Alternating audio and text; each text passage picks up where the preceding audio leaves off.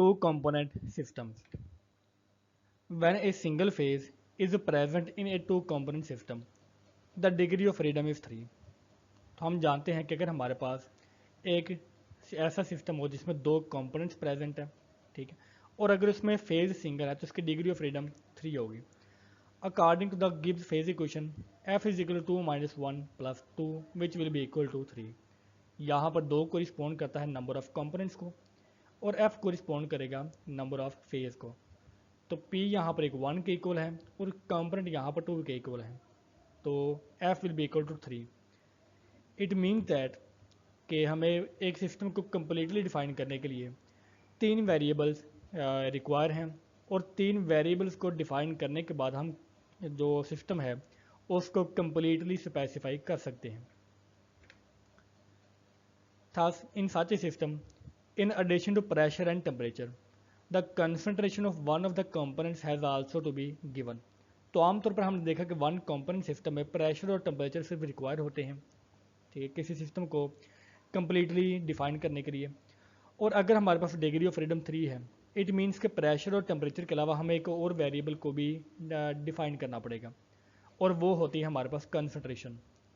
तो सिस्टम को completely define करने के लिए 3 जो वेरिएबल्स हैं प्रेशर, टेम्परेचर और कंसंट्रेशन वो रिक्वायर होते हैं. For a graphic representation of these variables 3 coordinate axis at right angle to each other would be required. तो हम 3 कोऑर्डिनेट एक्सिस जो है वो उनको जो है वो ड्रा करेंगे और ये तीनों कोऑर्डिनेट एक्सिस एक दूसरे के राइट एंगल पर होंगे. Therefore the phase diagram obtained would be a solid model. तो वो एक बेसिकली 3D मॉडल में होता है क्योंकि वहाँ पर तीनों के तीनों जो है वो उनका एंगल 90 डिग्री का होगा. But for the sake of having the simple plane diagram we generally consider only 2 variables, the third one being a constant. तो हम 2 वेरिएबल्स को कंसिडर करते हैं क्योंकि हम यहाँ पर 2D प्लेन में वर्क करते हैं. तो सिंपल प्लेनर डायग्राम के लिए हम तीसरे वेरिएबल जो कि यहाँ पर 90 डिग्री के एंगल पर होगा, ठीक है, तो हम उसको बेसिकली कांस्टेंट रखते हैं और इसको इग्नोर करते हैं. For example for a solid liquid equilibrium, अगर तो सॉलिड और लिक्विड का इक्विलिब्रियम होगा, the gas phase is usually absent, तो हम इसको कांस्टेंट रखते हैं. And the effect of pressure on the equilibrium is very small. तो प्रेशर का इक्विलिब्रियम के ऊपर जो इफेक्ट है वो बहुत ही कम होता है क्योंकि हमने जो गैस का उसको तो मुकम्मल तौर पर एक्सक्लूड कर दिया. Thus, when a two component system consists of solid and liquid phase only, the effect of pressure may be disregarded. तो हम उसके प्रेशर को जो इफेक्ट है उसको डिसरिगार्ड कर सकते हैं क्योंकि प्रेशर का वहाँ पर कुछ ज़्यादा अमल दखल नहीं होता. Then it is necessary to take into account the remaining variable, that is the temperature and the concentration. और अगर हम वेपर फेज को एक्सक्लूड करें तो हम एक वेरिएबल जो प्रेशर है उसको भी एक्सक्लूड कर सकते हैं. तो हम टेम्परेचर और कंसंट्रेशन दोनों के साथ प्ले करके 2 कंपोनेंट सिस्टम को डिफाइन भी कर सकते हैं. Such a solid liquid system with the gas phase absent is called a condensed system. और ऐसा सिस्टम जिसमें हमने गैस फेज को इग्नोर किया हुआ है, हम ऐसे सिस्टम को नाम देंगे कंडेंस्ड सिस्टम का. The experimental measurement of temperature and concentration in the condensed system are usually carried out under the atmospheric pressure. तो वो जितनी भी कैलकुलेशन होती हैं वो एटमॉस्फेरिक प्रेशर में होती हैं.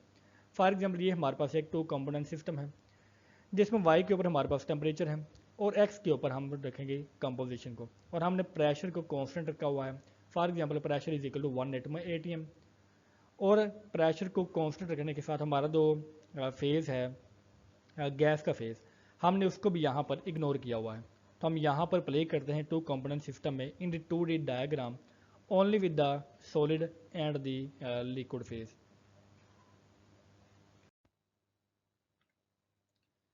Since the degree of freedom in such case is reduced by 1, तो क्योंकि डिग्री ऑफ फ्रीडम अब यहाँ पे एक कम हो चुकी है, वो may write the reduced phase rule. अभी वो जो रिड्यूस्ड फेज रूल है that will be equal to F dash is equal to C minus P plus 1. तो यहाँ पर हमने एक वेरिएबल को कम कर दिया where F dash gives the remaining degree of freedom of the system. The reduced phase rule is more convenient to apply to solid liquid 2 component condensed system. तो अगर हमने सिंपल सॉलिड लिक्विड के system को देखना हो, ठीक है, तो हम reduced phase rule को कंसिडर करते हैं बजाय इसके कि हम जो ओरिजिनल फेज रूल है जिसमें 3 डिग्री ऑफ फ्रीडम होगी और 3 फेजेस इन्वॉल्व होंगे. तो for the sake of simplicity a reduced phase rule will be used. Since the only variable for the two component system are temperature and the composition, ठीक है, the phase diagram for such system consist of temperature concentration graph, तो हम इसको TC graph का नाम देंगे.